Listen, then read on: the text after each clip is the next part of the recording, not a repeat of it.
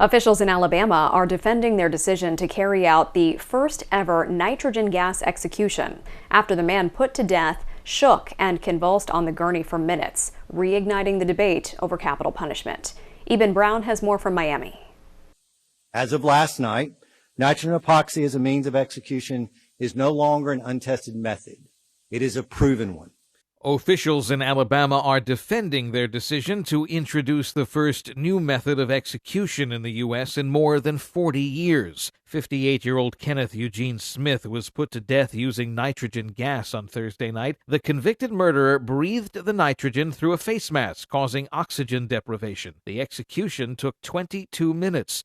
The state claimed he'd lose consciousness within seconds, but witnesses say he was shaking and convulsing in pain for several minutes before being pronounced dead. We didn't see somebody go unconscious in 30 seconds. What we saw was minutes of someone struggling for their life.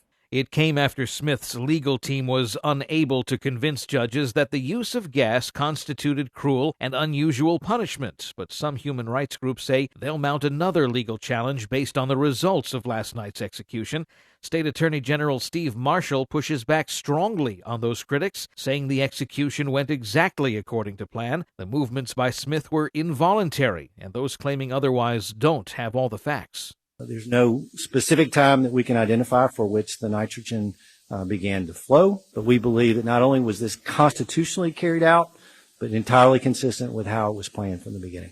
At least two other states, Mississippi and Oklahoma, have also approved nitrogen gas as a method of execution. In Miami, Eben Brown, Fox News.